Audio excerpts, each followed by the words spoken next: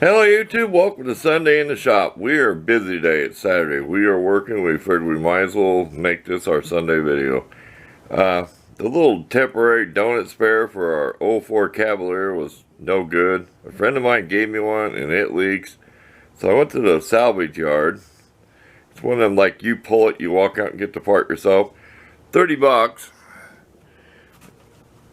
It's like a Goodyear Integrity, I don't know what it is, something Goodyear tire. But pretty good tread yet. I mean, there's like some weather cracking in there, but it's for a spare. But it didn't look quite this bad on the front, maybe in some spots.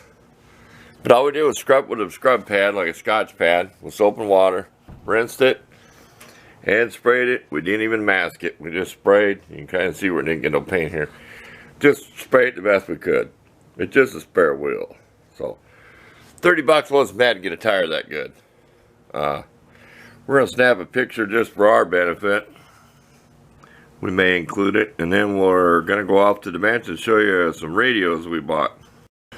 Okay, our hands are dirty. And they're dry too. Oh, it's muddy out. But it's 48 degrees. All the snow's melting. I put down an old Harbor Freight blanket I can walk on and get in and out of the car. So I wasn't tracking mud in it. It's hot in here. It's like 74 degrees here. I got the door open. This is what we're putting in one vehicle that we're working on, okay? Little Cobra radio. The only difference I could tell you, like if it was a Cobra 4, has an RF gain. Here's our dinky little antenna. It's kind of a jip, but I got it to tune good on about in the middle of the band, about channel 20, you know, near 19. It's still almost a 2 SWR, but it's not going to be talked on all day long, but it's only like a foot tall. Little $25 antenna. This is going on one vehicle, okay? It's going on the wife's vehicle. She doesn't want a big antenna, and I'll have to take you out to the car to show you the one I have. It is a K30 made by K40, and it's got like a 35-inch whip on it, which I cut off over a ½ inch to tune that thing on channel 20. Man, the SWR was so high it scared me. It's like, this is a $30 antenna. I mean, you expect, you know, not to be too bad. But I kept chopping with my little mini bolt cutters on that little stainless wire. And what's weird is, usually on channel 1 you need a longer antenna. It started improving the shorter I chopped it. So it's just the design of the antenna. These are made with these little rings right here where you screw them up and down. And this was kind of odd too. It seemed like it got better going down. So maybe down does make it shorter, because as we went down with them, it was better than going up. There are just 2 rings in here that you lock them together when you're done. Just an El Cheapo. If you're not really worried about what cheap radio is, it's like a $40 Walmart radio. So, you know, if you're not too worried, you just want something to talk and yak on going down the interstate, there you go with that. I don't get paid for this, I always put it in the video. How we hooked it up is, you know, you got your accessory port like a cigarette lighter in cars. This has a fuse in it, and it does have an LED. Can you see that green LED? So there's a fuse in here. I'd like to have a bigger fuse in here. So if you blow a fuse, you know which one you blew first is the little one. No, they're both 2 amps. So you're going to be looking at both fuses if you blow a fuse on something. But hopefully we won't.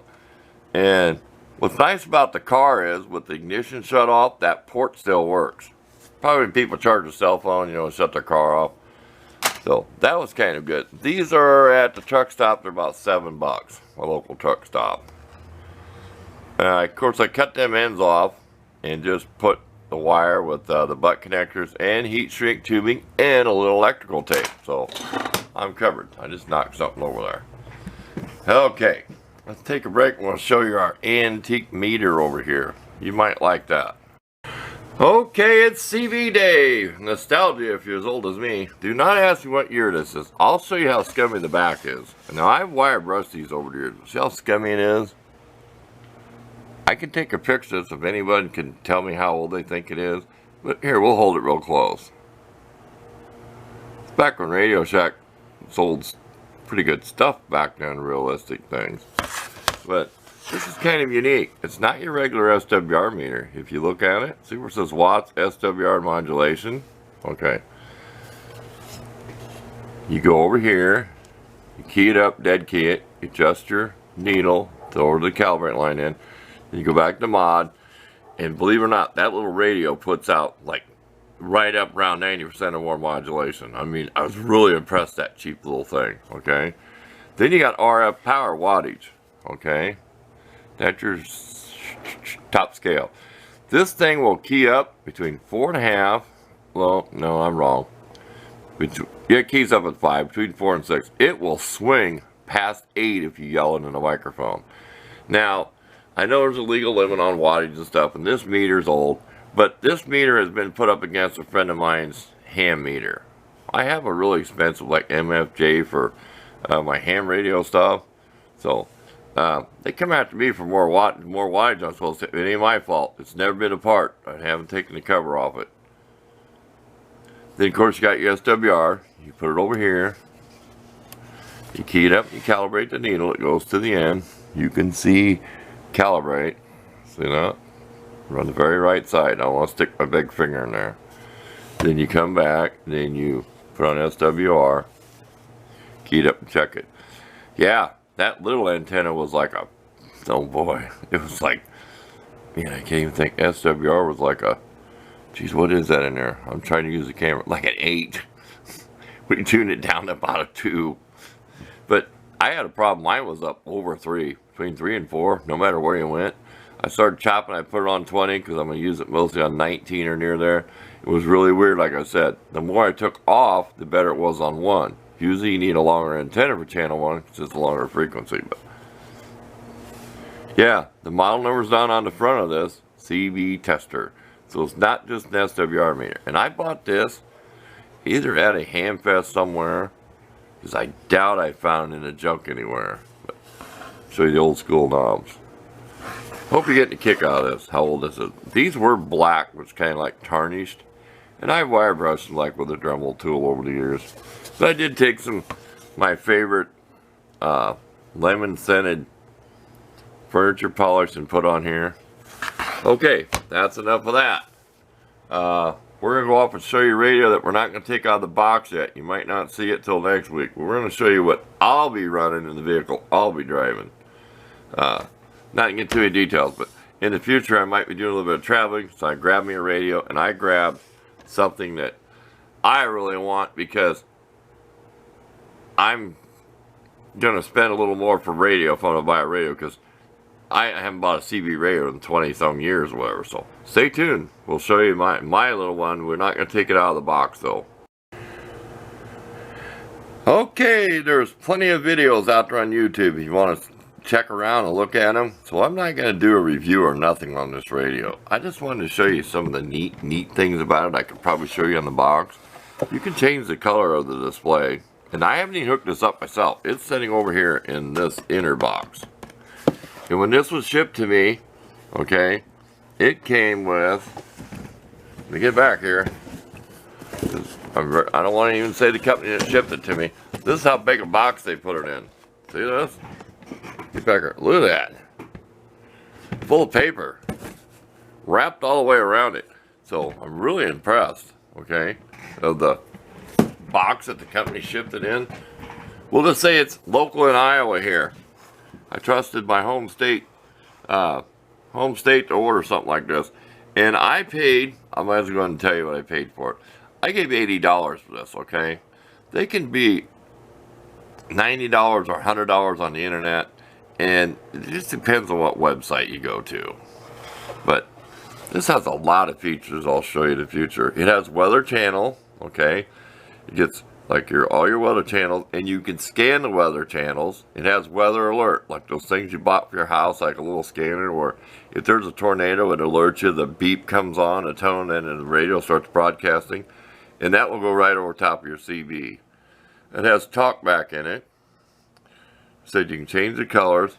It's got a monitor squelch, which I cannot really explain it to you.